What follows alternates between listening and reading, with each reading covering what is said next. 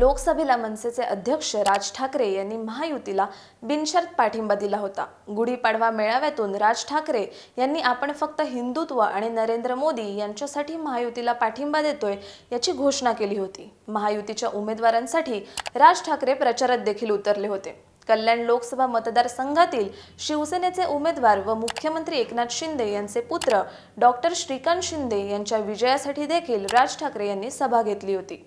श्रीकांत शिंदेंचा विजय झाला आणि आता महाराष्ट्रात विधानसभा निवडणुकीची तयारी सुरू झाली आहे। महाराष्ट्रातील कल्याण ग्रामीण विधानसभा मतदारसंघात राजू पाटील हे मनसेचे एकमेव आमदार आहेत।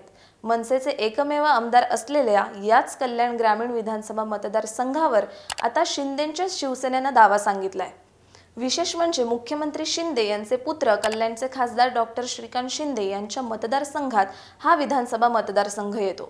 त्यामुळे शिंदेंच्या मुलाला खासदार करण्यात ज्या मनसेच्या आमदारांना शर्त केली त्याच्याच मतदारसंघावर शिंदेंच्या शिवसेनेने दावा सांगितल्याने आश्चर्य व्यक्त केलं जात आहे। यामागे नेमकं राजकारण काय आहे, का केलंय शिंदेंच्या शिवसेनेने कल्याण ग्रामीण विधानसभेवर दावा, या संदर्भात आपण या व्हिडिओच्या माध्यमातून जाणून घेणार आहोत। नमस्कार, मी Ruchita Ghosalkar for the people news मध्ये आपलं स्वागत। व्हिडिओला सुरुवात करण्यापूर्वी आपण फॉर द पीपलला सबस्क्राइब करा, लाइक व फॉलो जरूर करा। भारत दुनिया का सबसे बड़ा लोकतंत्र और एनएलसी भारत देश का सबसे बड़ा गैर राजनीतिक मंच। शक्तिशाली लोकतंत्र के लिए राहुल कराट का सार्थक कदम। मुंबई में हुआ ऐतिहासिक प्रथम राष्ट्रीय विधायक सम्मेलन।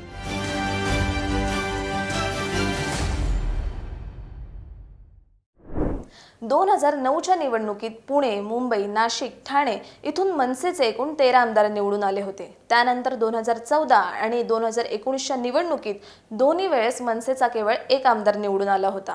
2019ला कल्याण ग्रामीणमधून मनसेचे राजू पाटील विजयी झाले। 2014 मध्ये शिवसेना आणि भाजपची युती तुटल्यानंतर भाजपने कल्याण ग्रामीणमध्ये उमेदवार दिला नव्हता। 2014 मध्ये शिवसेनेचे सुभाष भोईर आणि मनसेचे रमेश पाटील यांच्यात लढत झाली होती। या लढतीमध्ये सुभाष भोईर यांना 84,110 मते मिळाली तर रमेश पाटील यांना 39,898 मते मिळाली। शिवसेनेच्या सुभाष भोईर यांनी 44,212 मतांनी रमेश पाटील यांचा पराभव केला। 2019 मध्ये शिवसेनेने कल्याण ग्रामीणमधून रमेश म्हात्रेंना उमेदवारी दिली होती आणि त्यांच्या विरोधात मनसेचे राजू पाटील मैदानात उतरले होते, परंतु राजू पाटील यांनी बाजी मारत शिवसेनेला धक्का दिला। शिवसेनेच्या रमेश म्हात्रेंना 86,773 मते मिळाली तर मनसेच्या राजू पाटलांना 93,927 मते मिळाली।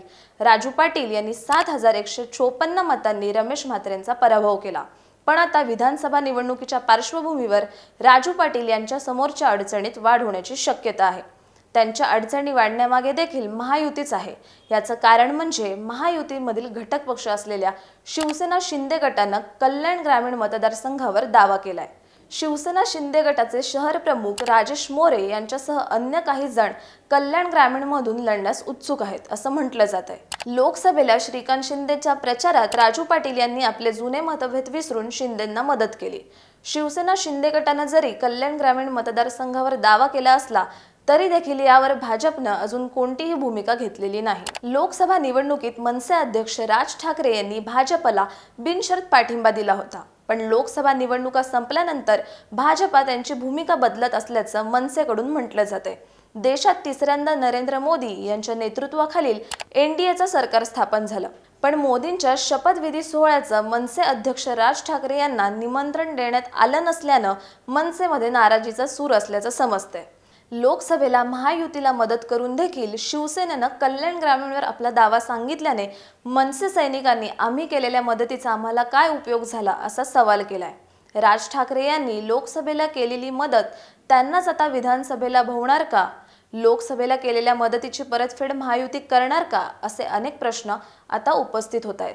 राजू पाटील यांच्यामुळे लोकसभेला श्रीकांत शिंदे यांना कल्याण ग्रामीणमधून अधिक मते मिळाली तरी देखील एकनाथ शिंदे हे कल्याण ग्रामीणवर आपला दावा का सांगतायत? शिंदे शिवसेनेच्या कल्याण ग्रामीण विधानसभेवरील दाव्यानंतर आता राज ठाकरे काय भूमिका घेतात हे पाहणं महत्त्वाचं ठरणार आहे। व्हिडिओ आवडल्यास लाईक करा आणि फॉर द पीपल न्यूजला यूट्यूब, फेसबुकवर सबस्क्राइब, लाईक व फॉलो करायला विसरू नका। धन्यवाद।